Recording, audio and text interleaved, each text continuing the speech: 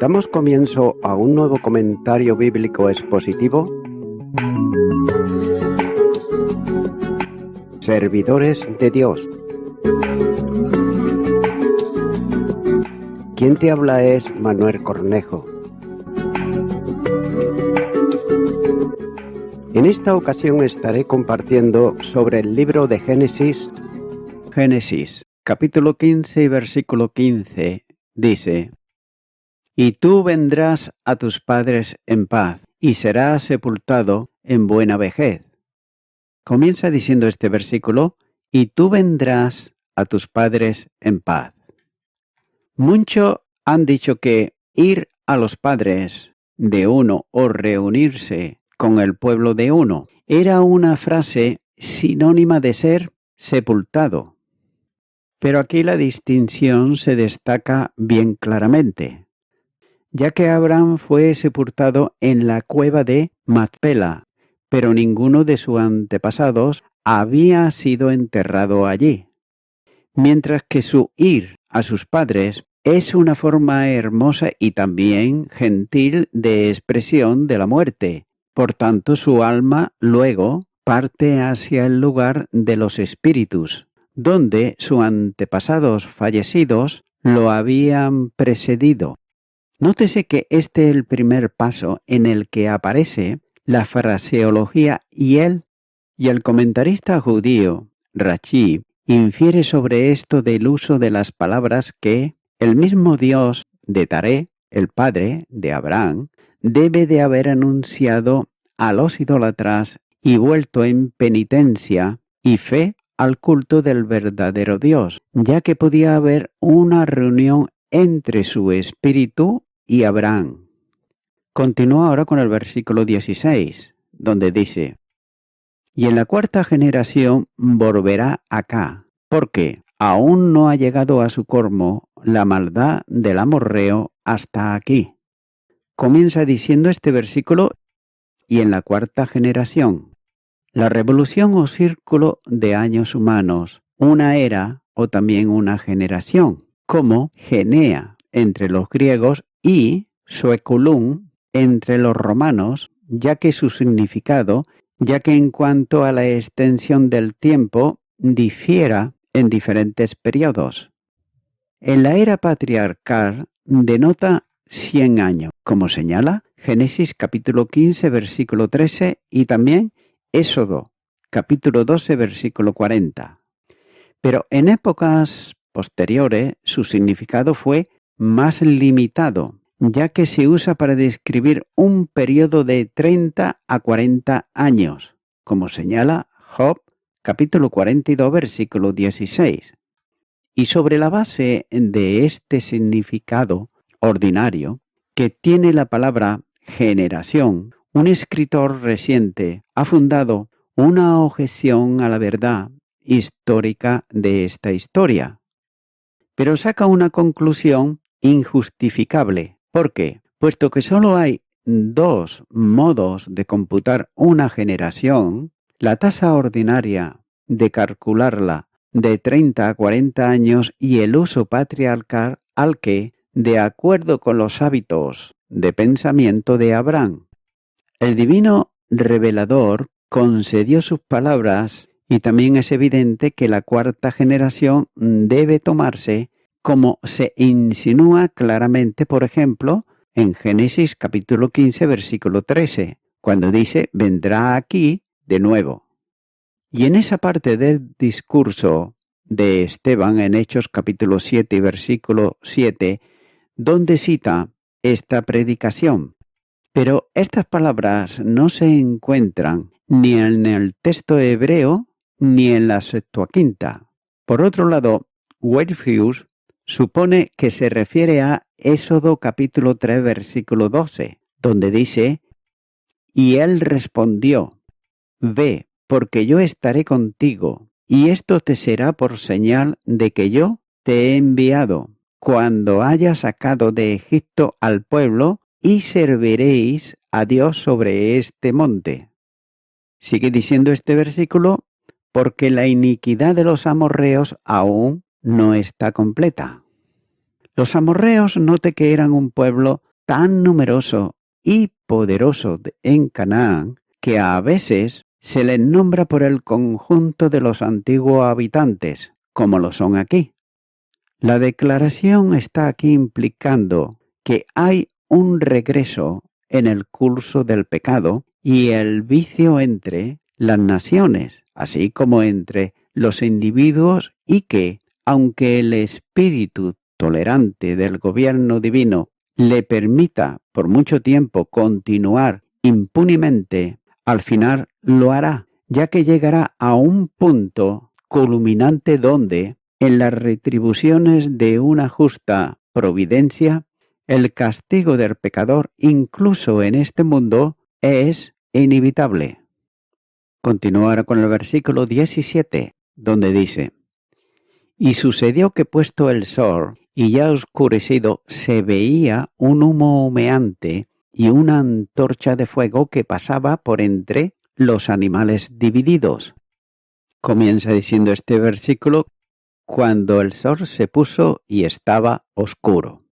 Nótese aquí que esta parte del versículo fue elegida por hacer más visible y distinta la impresionante ceremonia de la escena que se va a describir, cuando dice un horno humeante y una antorcha de fuego que pasaba por entre los animales divididos.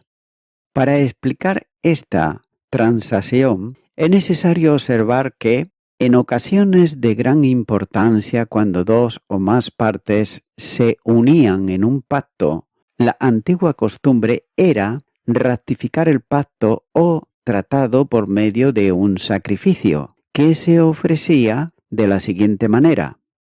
Los cadáveres de los animales que se utilizarían en el rito del sacrificio se dividían en mitades, que se disponían en dos altares separados, erigidos uno frente al otro. Luego, las partes entre quienes se hizo el pacto pasaban en el espacio intermedio con las partes cortadas de la víctima, yaciendo a cada lado de ellos, un acto simbólico por el cual se comprometieron al pacto con todas sus esperanzas de paz y prosperidad, o imprecaron la venganza divina sobre sus propias cabezas en caso de alterar o violar los términos del tratado.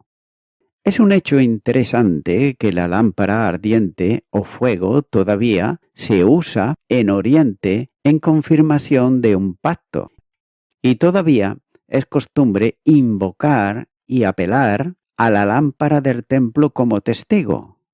Ese fuego era un símbolo de la presencia divina. Lo admitirán todos los que están familiarizados con el lenguaje de las Escrituras.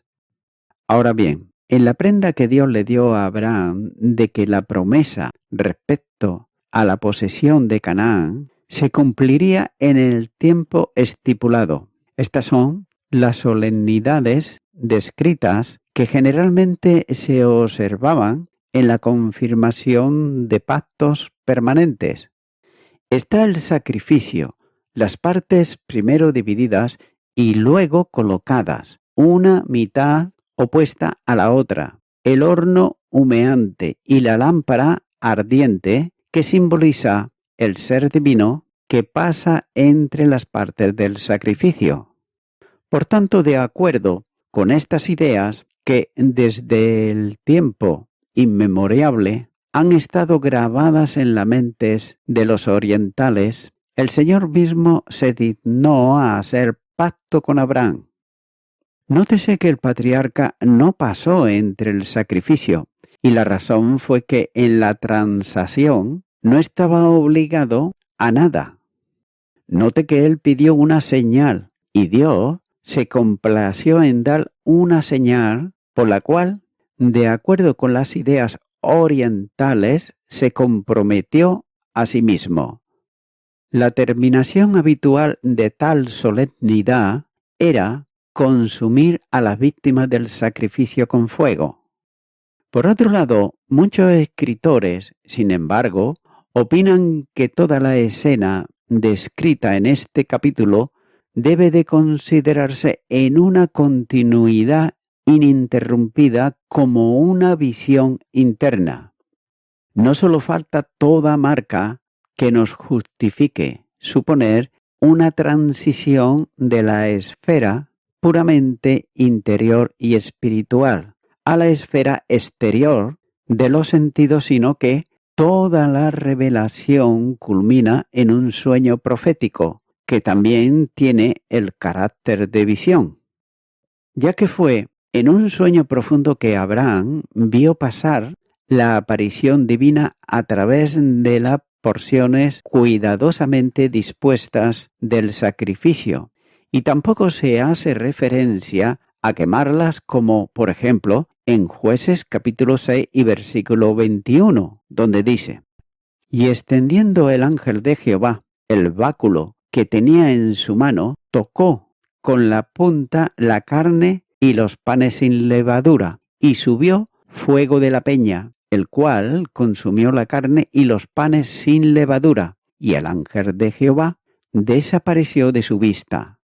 Por tanto, cualquier otro traslado, la disposición de los animales sacrificados también debe de haber sido puramente interna.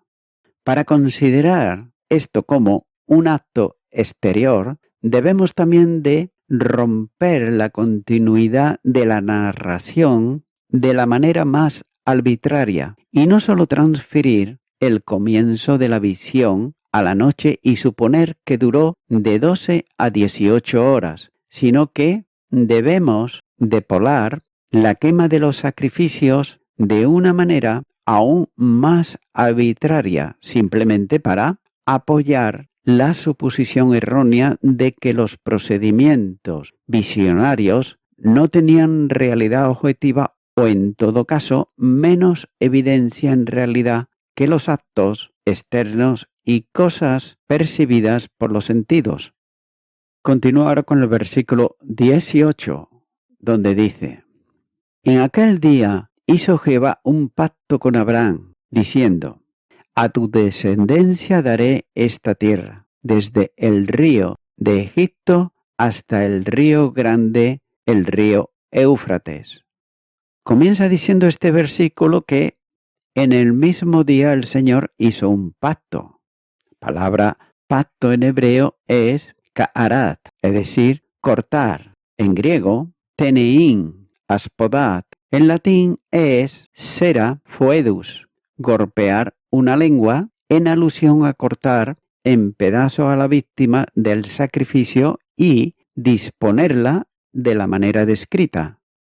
Es digno de notarse que aunque que la misma promesa hecha previamente a Abraham, en términos generales también es registrado en Génesis capítulo 2, versículo 1 al 20, ya que la revelación no se denomina pacto hasta que haya sido sacrificada por un sacrificio simbólico.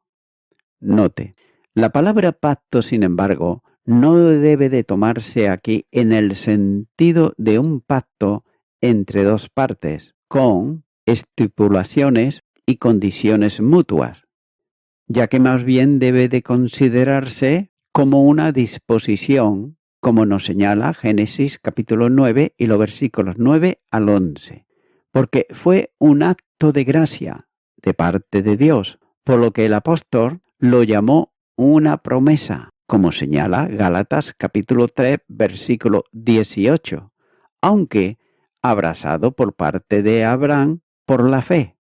Sigue diciendo este versículo: a tu descendencia he dado esta tierra.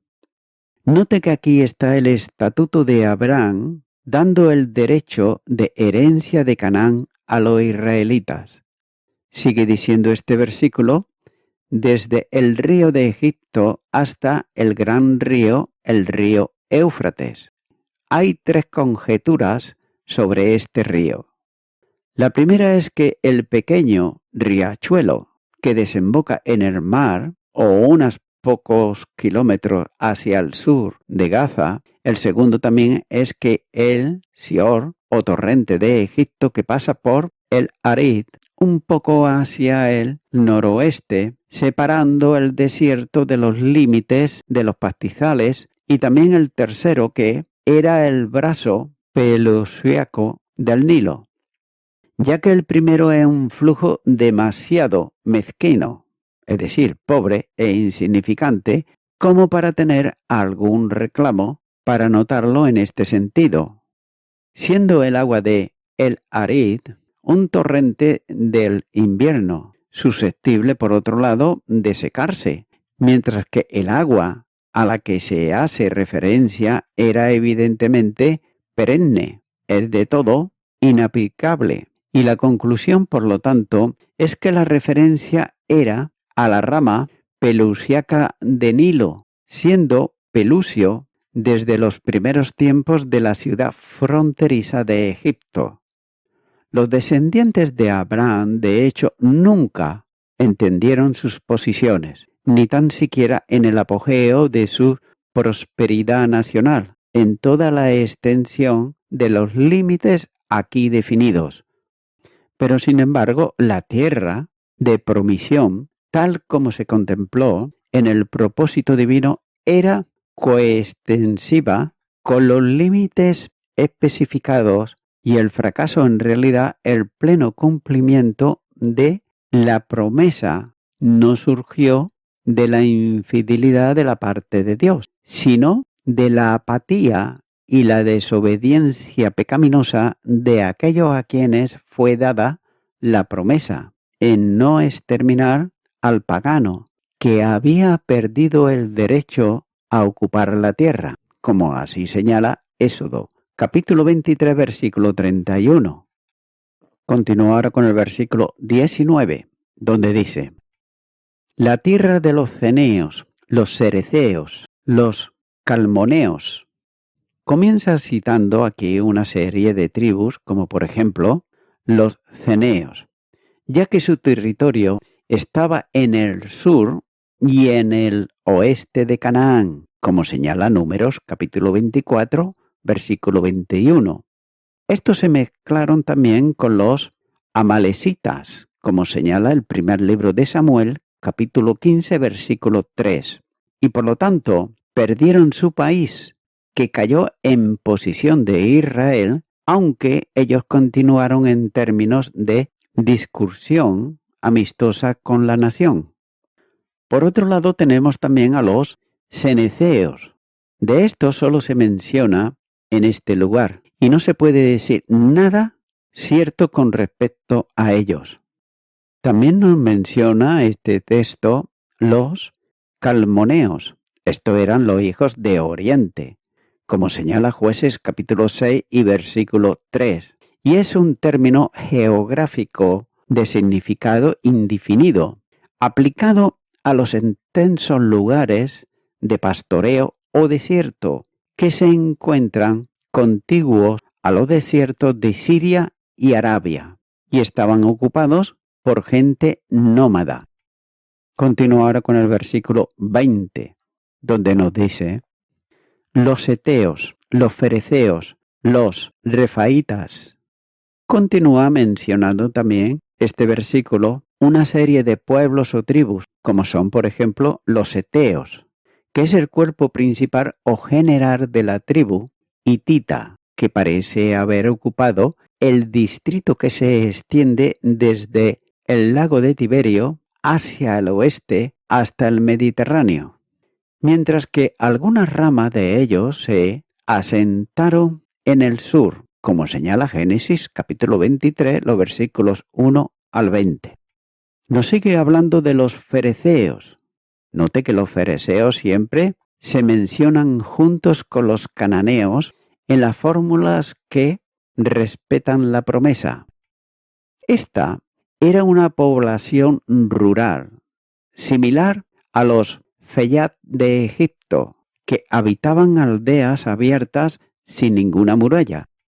También se describen como ubicados en varias partes de la tierra, como en el sur, como así señala Jueces capítulo 1, los versículos 4 y 5. También en el norte hasta la llanura de Esdraelón y hacia el oeste en la región boscosa alrededor del Carmelo. Jueces, capítulo 17, versículos 15 al 18. Y por último nos señala este versículo los refaítas. Esta era una raza numerosa y también poderosa, establecida en las regiones al este del Jordán y en varios distritos de Palestina propiamente dicha. Continúa ahora con el versículo 21, donde nos dice: los amorreos, los cananeos, los jeberseos y los jebuseos. Comienza aquí con los amorreos, tomando el término no representante de todo el pueblo de Canaán, sino como el nombre de una tribu distinta, ya que habitaban las montañas no solo del centro de Palestina, sino también del noroeste, como señala Números, capítulo 21, versículos 1 al 35, y también en el suroeste. Nos sigue hablando también de los cananeos, pero de estos ya se ha hablado anteriormente en el versículo 20. Por tanto, proseguimos con los gergeseos. Nótese que aquí se desconoce su localidad, aunque se cree que es lo que en el Nuevo Testamento se llama el país de los gergeseos. Mateo capítulo 8, versículo 26. El país de los lagos limitados al norte por el Hemón y al oeste por la cadena montañosa que corre hacia el sur desde él. Pero note que los gergeseos parecen haber extendido sus posiciones hasta Gadara, el río principal de Bazán. Lucas capítulo 8, versículo 26. Nos sigue hablando este versículo de los jebuseos, es decir, según Gesenius, es decir, ardeanos, ya que su nombre, eliminado del texto hebreo, se conserva en el de Samaritano y en el de la Septuaginta, formando una tribu numerosa, cuyo territorio se extendía a lo largo de todo occidente de Hemón hasta lugares espaciosos. Pero note que la omisión de su nombre en esta lista ha parecido tan extraño que algunos escritores han intentado identificarlos como los camaonitas, que no se enumeran en otros pasajes, mientras que se mencionan en los heveos. Pero una conjetura mucho más probable es que sean los mismos que los habitas, cuyo pueblo Abín estaba situado en el mismo distrito de los heveos de Gabaón.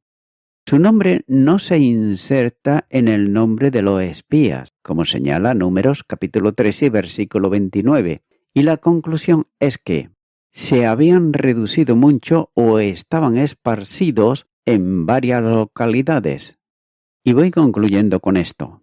El pueblo de Dios son peregrinos forasteros en la tierra. Esto todo creyente debe de tenerlo bien en cuenta. Y note que Dios había prometido que los descendientes de Abraham heredarían la tierra de Canaán. Pero por otro lado, el mismo Abraham vivió sus días en una tienda, vagando de un lugar a otro.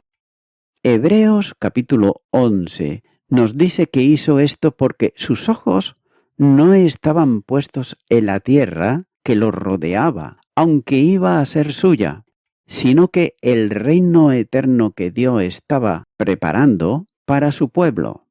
Esta debería de ser también la actitud del pueblo de Dios en el día de hoy, ya que debemos de recordar que este mundo no es nuestro hogar, solo estamos aquí y lo estamos temporalmente.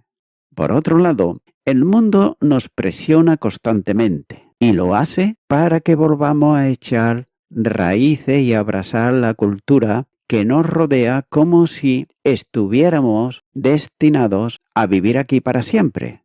Sin embargo, el pueblo de Dios debe de resistir esta actitud, porque ningún hombre permanecerá en la tierra más tiempo que el lazo de una vida humana.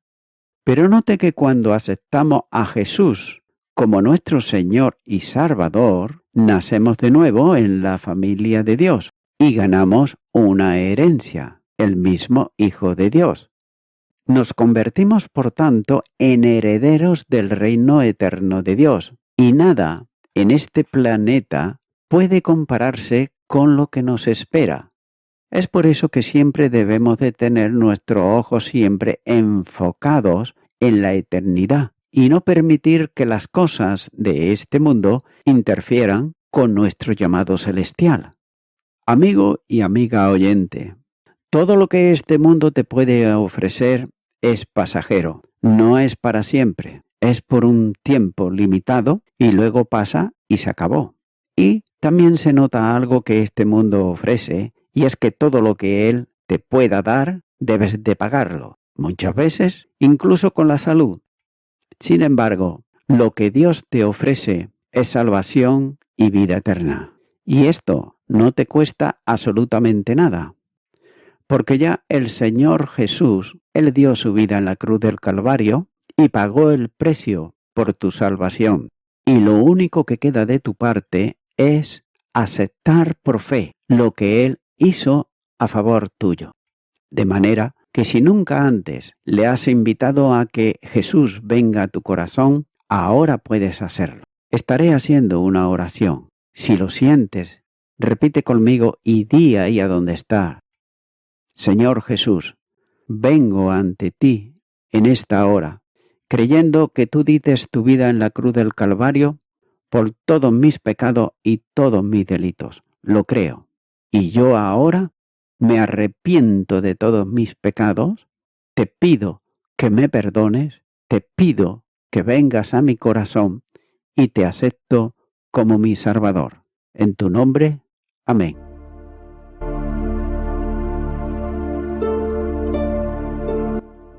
Amigo y amiga oyente, si tú has hecho esta oración de corazón, te recomiendo que comiences a orar a Dios, en primer lugar, en el nombre del Señor Jesucristo. Orar a Dios no es rezar, sino que es hablar con una persona.